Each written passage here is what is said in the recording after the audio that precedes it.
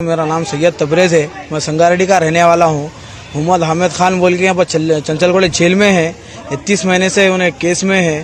दूसरे इश्यूज़ के वास्ते उनको बेल भी मिली, 3 बार तो भी रिजेक्ट कराए होना बोल के पॉलिटिकल दबाव डाल रहे। और क्या बोले तो अंदर क्या है, हमारे सुप्रिटेंडेंट साहब और 2-3 जने नाहक के टार्चर करके बात को पहले लंजागोड़ का बोल के बोल रहे, नाहक के टार्चर कर रहे, बात को पहले सिंगल डबल में डाल दे रहे। फ़ोन करने जा रहा तो कहीं को जा रहा बोल के फला बोल रहे। आज मैं मुलाकात को आया था, मैं 1:30 बजे से मैं 4 बजे तक मैं चंचलगढ़ जेल के बाहर बैठा हुआ था। फिर उसके बाद हमारे भाई दूसरों को नंबर बोल के मेरा वो कॉल करे कि तुम्हारे भाई को साथ चंचलगढ़ जेल से यहाँ पर उस्मानिया हॉस्पिटल को ले गए बोल के। तो फिर मैं यहाँ पर उस्मानिया हॉस्पिटल आया तो आईबत मेरे को मालूम हुआ कि कि मेंटली टॉर्चर की वजह से मैं मेरे हामिद भाई बोल के एक ही जने नहीं है, चंचलगढ़ जेल में आज 4 जने कीले निकले।